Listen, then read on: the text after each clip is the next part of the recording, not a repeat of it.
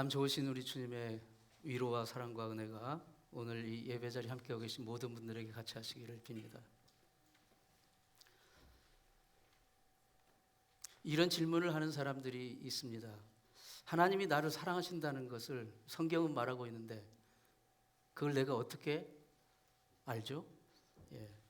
성경을 읽어보면 위대한 믿음의 사람들, 아브라함, 요셉, 모세, 다윗, 히스기야, 바울, 이런 위대한 믿음의 사람들이 등장하고 또 그들의 그 삶을 보면 하나님이 정말 그런 위대한 믿음의 사람들을 사랑하신다는 것도 느낄 수 있을 것 같아요. 그런데 그분이 바로 나 같은 사람, 나같이 정말 별 볼 일 없고 믿음도 적은 이런 사람도 과연 정말 그렇게 사랑하실까? 하나님이 우리를 사랑하신다고 할 때 그분의 사랑은 우리 각 사람과의 개별적인 관계성 속에서 나타난다고 할 수 있습니다. 하나님 우리 각 사람을 대하는 태도는 그 사람마다의 처지와 상황에 따라서 매우 독특하고 특별하고 개별적이고 인격적입니다.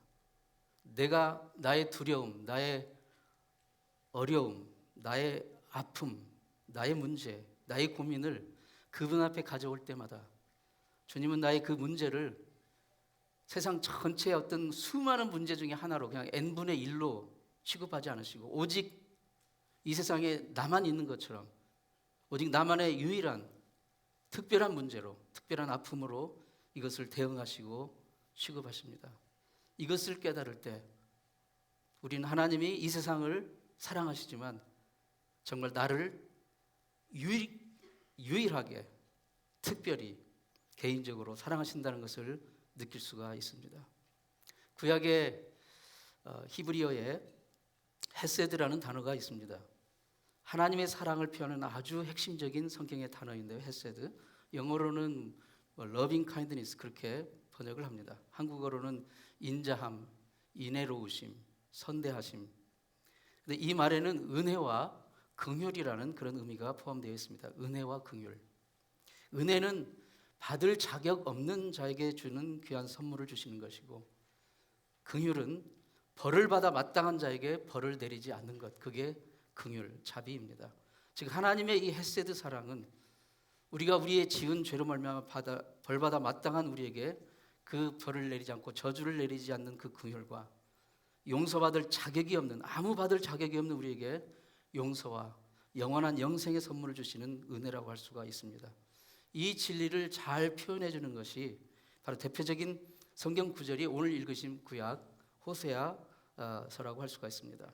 신약에서는 십자가 사건으로 그 하나님의 우리를 향하신 하나님의 사랑이 극적으로 설명이 되고 있는데 로마서 5장 8절에 나오고 있습니다. 오늘 본문을 보면 내가 내게 장가들어 영원히 살되 공의와 정의와 은총과 긍휼이 여김으로 내게 장가들며 진실함으로 내게 장가들리니 내가 여호와를 알리라. 지금 하나님은 우리에 대한 그 하나님의 사랑을 설명하시기 위해서 신랑이 신부에게 장가든다는 그런 표현을 쓰고 있습니다. 세상에서 가장 친밀한 사랑의 관계는 부부 관계입니다. 그래서 성경에서 안다, 특히 구약에서 안다라는 그 의미는 결혼한다는 그런 뜻을 가지고 있어요. 그러니까 결혼해서 경험하기 전까지는 그 사람을 알 수가 없는 겁니다. 하나님이 우리를 아시고 우리를 사랑하신다고 할 때 그것은 우리에게 장가드는 것으로 비유를 하신 것이에요. 장가들되 공의와 정의와 은총과 긍휼과 진실함으로 장가들어 우리를 사랑하신다는 것입니다. 하나님이 얼마나 우리를 사랑하시는 줄을 설명해 주시기 위해서 하나님은 선지자 호세아에게 이렇게 말씀하셨어요. 가서 저 음란한 여인 고멜을 데려와서 결혼하여 아내로 삼으라. 그 고멜은 그 도시 최고의 방탕녀고 바람녀입니다. 그때 당시 기가 막힌 명령을 하신 거죠. 정말 도저히 받아들일 수 없는, 이해할 수 없는 명령을 하시는데 호세아는 하나님의 사람이었기 때문에 하나님 정말 말도 안 되고 이해가 되지 않지만 하나님 말씀하시니까 순종하겠습니다. 그래서 가서 고멜을 데려와서 이제 장가들고 아내를 삼습니다. 그리고 하나님 말씀하신 대로 정말 은총과 긍휼과 진실함으로 사랑을 해줍니다. 그런데 이 고멜은 그 고마움도 모르고 금세 또 집을 뛰쳐나가서 부정을 저질러요. 호세아는 마음에 큰 상처를 받습니다. 그런데 하나님이 다시 오셔서 호세아에게 말씀하십니다. 얘야, 그래도 네가 저 사람을 불쌍히 여겨야지. 저런 여자를 누가 받아주겠느냐. 네가 가서 다시 데려와 살아라. 이번에도 호세아는 순종하고 다시 데려와서 정말 은총과 긍휼과 진실함으로 그를 사랑해 줍니다.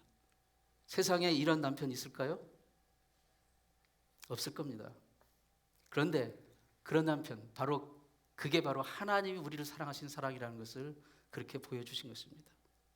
음탕한 저 고멜처럼 늘 하나님을 배반하고 거역하고 등 돌리고 죄 가운데 방황하고 우리 욕심에 이끌려 하나님을 거역하는 우리를 또다시 용서하시고 또다시 그 사랑의 품 안으로 데려와 은총과 긍휼과 진실함으로 사랑해 주시는 것, 그것이 바로 우리를 향하신 하나님의 사랑입니다. 고멜은 인간적인 눈으로 보면 정말 사랑을 받을 아무런 조건도 자격도 없는 사람이었습니다.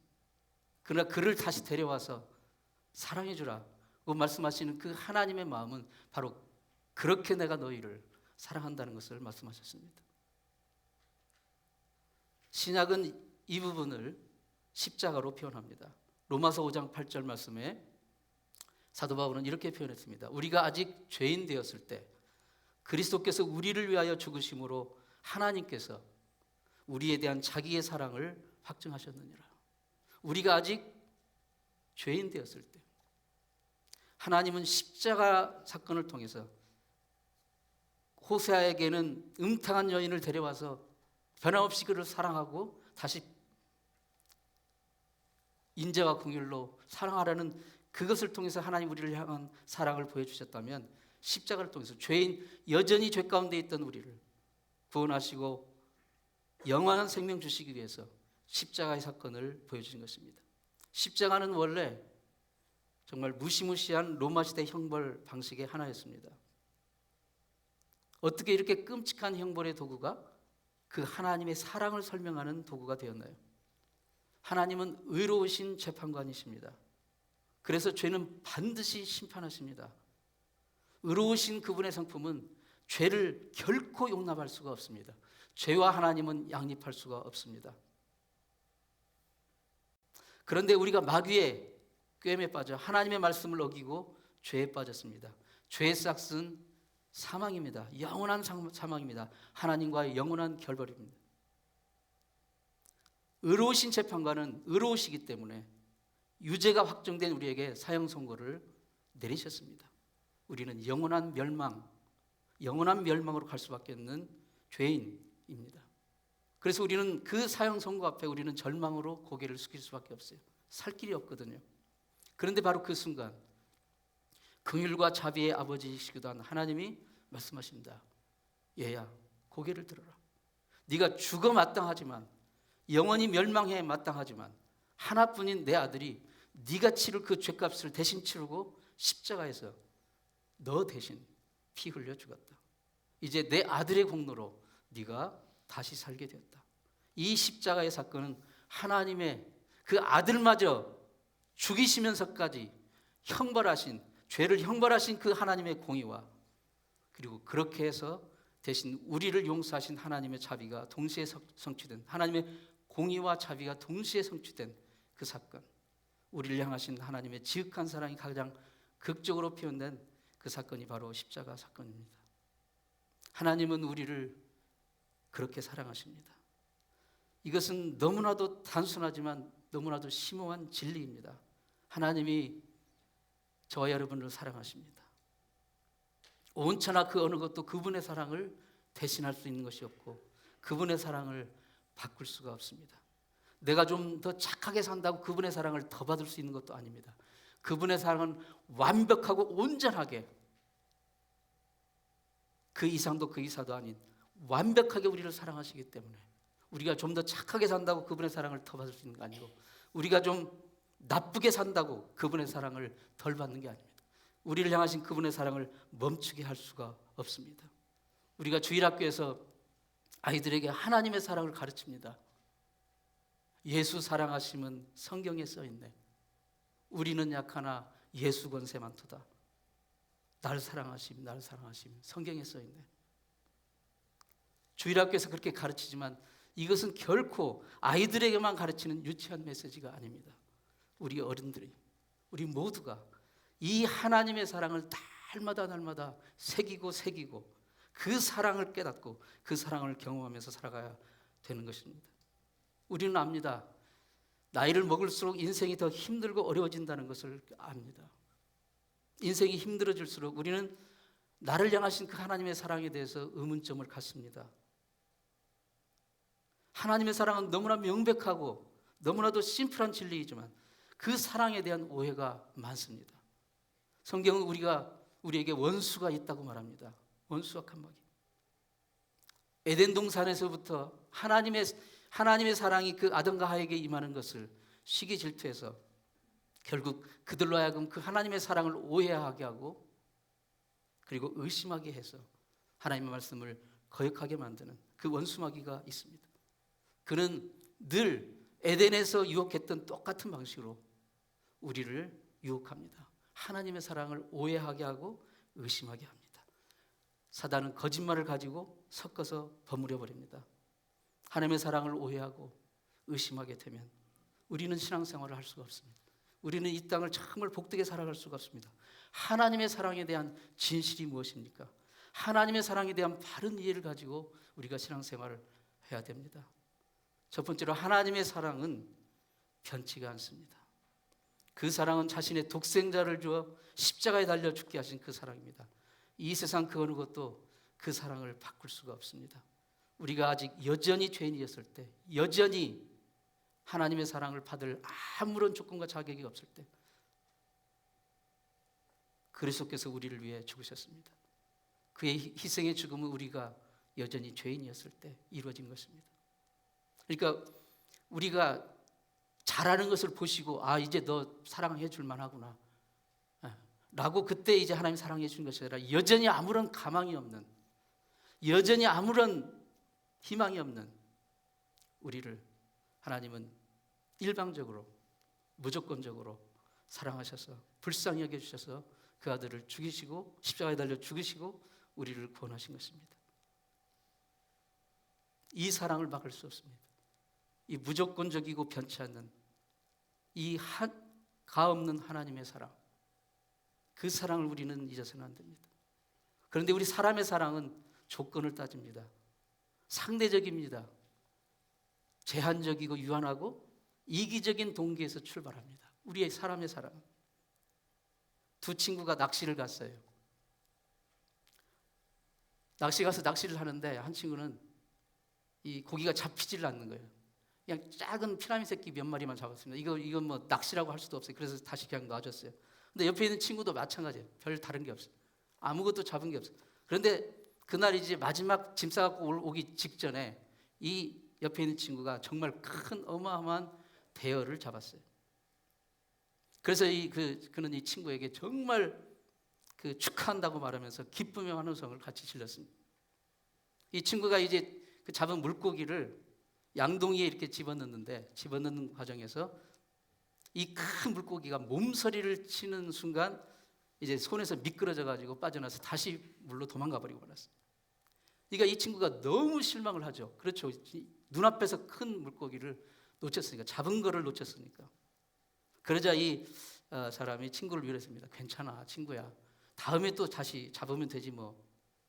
그러고 집에 돌아오는데 이 남자가 입이 양쪽으로 찢어질 정도로 웃고 들어오는 거예요. 부인이 물었어요. 아니, 낚시 가서 한 마리도 못 잡고 빈손으로 온 주제에 왜 그렇게 즐겁냐고. 뭐가 그렇게 기분이 좋냐고. 그러자 이 남자가 대답합니다. 친구가 다 잡은 그 대어를 놓쳤을 때 겉으로는 그를 위로해 줬지만 속으로는 내가 하루 종일 못 잡은 걸 다 잊어버릴 정도로 이상하게 기분이 좋더라. 사람은 다른 사람이 불행한 것은 겉으로는 위로하지만 다른 사람의 불행이 나의 기쁨과 위로가 될 때가 있어요. 사람의 사랑은 지극히 조건적이고 이기적입니다. 사람의 사랑은 제한적입니다. 상대적이에요. 이런 조건부가 판을 치는 이 세상에서 정말 나의 그 업앤다운에 상관없이, 내가 잘하고 못함에 상관없이 여전히 나를 긍휼히 여기시고 불쌍히 여기시는 그 하나님의 사랑, 그 사랑을 우리가 정말 깨닫고 그 사랑을 품고 살아간다는 것, 그것이 너무나도 중요합니다. 두 번째로, 하나님의 사랑은 우리 삶 속에서 어려운 일이 일어나는 것을 면제해 주지 않는다는 것입니다. 우리는 종종 하나님이 나를 사랑하시면 내 삶 속에 좋은 일만, 뜻대로 되는 일만 일어나는 것과 이렇게 같이 일치를 시키는, 하나님이 나를 사랑하시면 그렇게 돼야 된다는 거예요. 하나님이 나를 사랑하신다면 내 삶에 언제나 좋은 일이 일어나야 돼요. 하나님이 나를 사랑하신다면. 그렇지가 않습니다.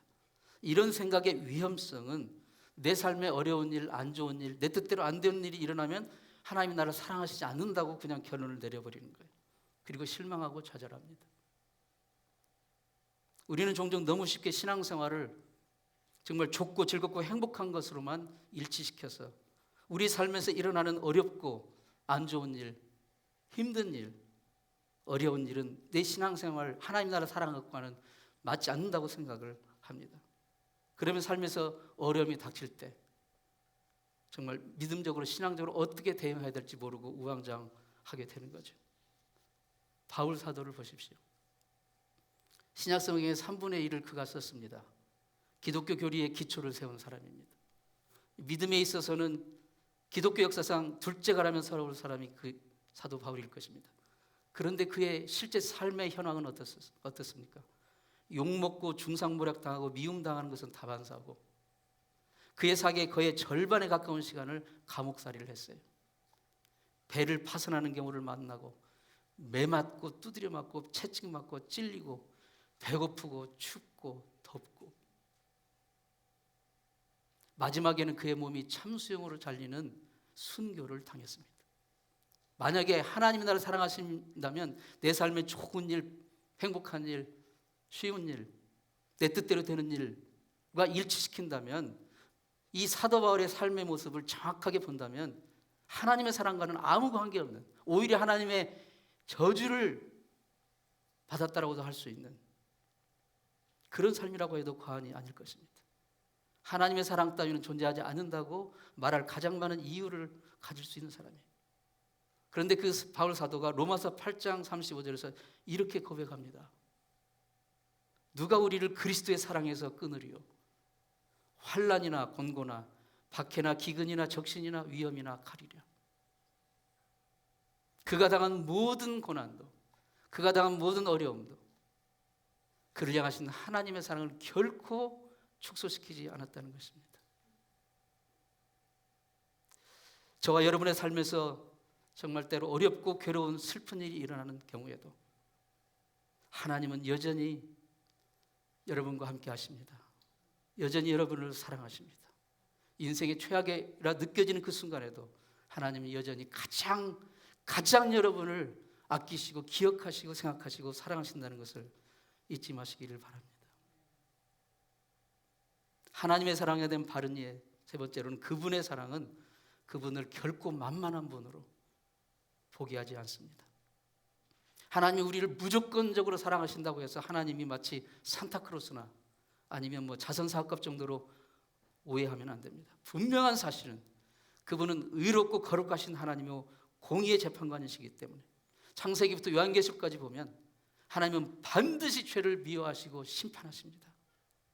동시에 그분은 그 아들로 하여금 우리가 받아야 할 그 죄의 형벌을 대신 담당케 하심으로 그를 믿고 그를 구하는 모든 자를 위한 대속의 길을 마련해 주신 것이에요. 그분이 먼저 차원에서 용서와 구원의 선물을 값없이 주신 것입니다. 하지만 모든 선물이 그렇듯 내가 믿음으로 감사함으로 그 선물을 받지 않으면 안 되는 거예요. 그 선물을 거절하는 자는, 하나님의 그 사랑을 외면하고 거절하는 자는 이미 확정 선고된 죄의 형벌, 영원한 멸망, 그것을 피할 수가 없는 것입니다. 하나님은 절대 건성건성하신 분이 아닙니다. 절대 만만하게 보실 수 있는 분이 아니에요. 하나님은 공의로우신 재판관입니다. 하나님의 사랑은 정말 엄중한 그 아들의 피값을 치르고 우리에게 주시는 그 사랑이라는 사실을 우리는 잊어서는 안 됩니다. 마지막으로 하나님의 사랑은 죄를 마음대로 지어도 된다는 허가증이 아닙니다. 하나님 우리를 무한대로 정말 조건 없이 무조건적으로 사랑하신다고 해서 우리가 그래서 마음대로 내 마음대로 죄 짓고 살아도 된다는 자격증을 준 게 아니에요.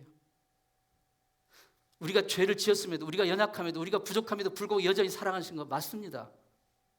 그러나 그것이 우리가 지은 죄를 결코 용납하신다는 것이 아닙니다. 죄 지은 나를 용서하신 것이지 내가 지은 죄를 묵과하신 것이 아니라는 사실입니다. 그분은 절대 의요 절대 거룩이시기 때문에 죄는 반드시 심판하십니다. 그 아들을 죽이시기까지라도 그 죄를 반드시 심판을 물으시고 나서 대신 우리 죄를 대값을 대신 치르신 그분의 그 대속의 긍휼로 우리가 용서함을 받은 것이, 하나님의 초청은 이것입니다. 내가 너를 이렇게 사랑한다. 나에게 오라. 나를 따르라. 순종하라. 그게 살 길이다. 부모는 자녀를 사랑합니다. 그러죠? 부모는 자녀를 사랑합니다. 그렇다고 자녀가 하는 모든 행동, 모든 결정을 다 용납하고 받아주는 거 아니죠. 부모가 자녀를 사랑하지만 자녀가 내리는 모든 결정, 모든 행동을 다 용납하는 게 아니에요. 마음대로 하라고 자격증 준 게 아닙니다. 부모가 자녀를 사랑합니다. 하나님 우리를 사랑하죠. 우리가 어떻게 돼도 우리를 사랑하십니다. 가장 형편없는 경우에도 우리를 사랑하세요. 변함이 없어요. 그러나 우리가 아무렇게나 해도, 아무렇게나 살아도, 아무렇게나 죄를 지어도 다 용납된다는 것을 말하는 것은 아닙니다. 하나님 우리에게 가장 좋은 것을 주십니다. 바라십니다. 가장 복되고 잘 사는 길, 그것은 바로 그분께 순종하는 겁니다. 인생의 참 지혜가 무엇입니까? 하나님이 나를 사랑하신다는 것을 깨닫고, 그리고 그 사랑은 어떤 경우에도 변함이 없다는 것을 깨닫고 그 하나님의 말씀에 순종하는 것, 그게 인생의 가장 귀한 지혜입니다. 그 지혜를 가지고 사는 것이 진짜 복된 삶입니다. 지난주 수요일 텍사스 몽고메리 카운티 법정에서 미시간 출신 그 티네이저 소년이 자살 방조 교사죄와 그리고 죽음에 이르게 할 만큼의 괴롭힘죄로 유죄 선고를 받았어요. 지난주 수요일에. 근데 사건이 어떻게 됐냐면 지난 1월 달에, 올 1월 달을 거슬러 올라가서 그 텍사스 몽고메리 주의 한 시골 집에서 10대 소년이, 역시 청소년이 자기 방에서 전자오락 게임을 하는 게임 중에 스스로 목숨을 끊었어요. 권총으로 자살을 한 거예요. 머리에는 전자오락 하는 그 헤드세트 있잖아요. 그걸 얌전히 낀 채로 자살을 했어요. 경찰이 사건을 수사하는데, 왜냐하면 본인이 스스로 목숨을 끊었기 때문에 이게 쉽게 살 수가 없잖아요. 어떻게 된 것인지. 그래서 이제 아주 집중적으로 이제 그가 인터넷 게임 전자오락을 했기 때문에 그것을 중심으로 이제 조사를 해봤는데, 이 소년이 오랫동안 인터넷 온라인 게임 사이트에 접속을 해가지고 온라인 그 게임을 한 거예요. 오랫동안. 근데 이제 같이 온라인상에서 만나는 미시간에 사는 10대 청소년이 온라인상에서 이 텍사스 소년을 계속 괴롭히고 무시하고 학대하고 저주하는 걸 한 거예요. 심지어, 그러니까 사이버 불링이죠. 사이버 불링. 심지어 너 같은 멍청한 것은 죽어야 돼. 이런 자살을 충동하는 그런 그 저주의 말을 계속 한 거예요. 그래서 결국 그 텍사스 소년은 그 괴롭힘을 견디지 못하고 스스로 극단적인 선택을 한 거예요. 이 당국이 수개월을 추적해가지고 수사한 끝에 이 미시간 소년의 범죄 자백을 받아내서 그를 유죄 선고를 받은 거예요. 지난주 수요일에. 여러분, 이게 특별한 케이스가 아닙니다. 우리 주변에 너무 많이 일어나고 있어요. 우리 자녀들이, 여러분 정말 여러분 자녀를 사랑하신다면 여러분이 어떻게 가르쳐야 될지를 분명히 생각을 하셔야 됩니다. 지난 4월에 미국의 13살짜리 여자아이가 아빠에게 이렇게 요청을 했어요. 아빠, 내 폰에다가 틱톡 앱 다운로드 받아도 돼요? 그래도 이 딸이 착한 딸이에요. 그러니까 아빠한테 허락을 구한 거예요. 아빠는 처음에는 망설였어요. 틱톡 하면서 이렇게 여러 가지 안 좋은 것들이 들리니까. 근데 이 딸이 학교에서 공부도 잘하고 이제 밝고 이제 총명한 아이라 별 생각 없이 허락을 해줬어요. 그런데 그 뒤로 이제 틱톡을 다운로드 받아서 틱톡을 하기 시작한 뒤로 이 딸아이는 볼 때마다 몇 시간씩 얼굴을 폰에다가 쳐박고 틱톡을 하고 있는 거예요. 틱톡을. 그러니까 이제 아빠가 아이고 이거 아차 싶었어요.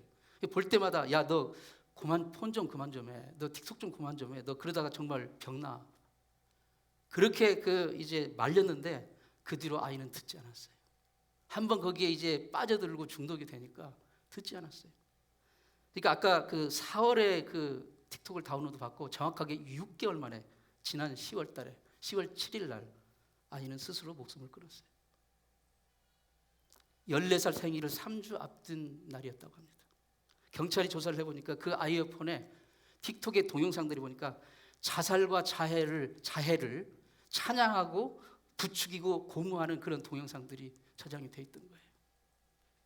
그것을 매일 몇 시간씩 보고 있으니까. 사랑하는 성도 여러분, 이것은 소설 이야기가 아니에요. 지금 우리 삶 가운데, 우리 지금 사회 가운데 일어나고 있는, 여러분 뉴스를 한번 보세요. 지난주에 뉴스입니다. 이 내용들이 다. 이런 비극적인 일들이 우리 주변에 너무 많이 일어나고 있어요. 이게 비단 청소년뿐입니까? 어른들은 안 그렇습니까? 부모들이 자녀에게 폰을 사주고 게임기를 사줄 수 있어요. 그러나 부모가 정말 자녀에게 해줘야 될 것이 무엇입니까? 자녀로 하여금 나는 정말 하나님의 사랑받는 존재다. 너무 귀한 하나님의 사랑받는 너무 소중한 존재라는 것을 깨닫게 해주는 겁니다.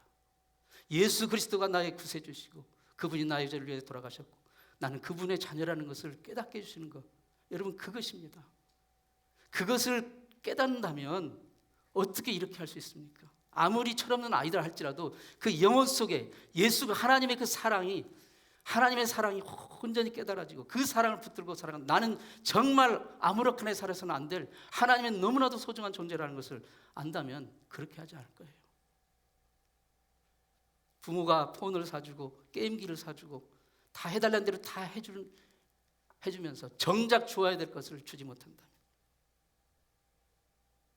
이런 일들은 결코 먼 나라 이야기 아닙니다. 지금 우리 주변에, 우리 지금 이 사회에서 일어나는 일이에요.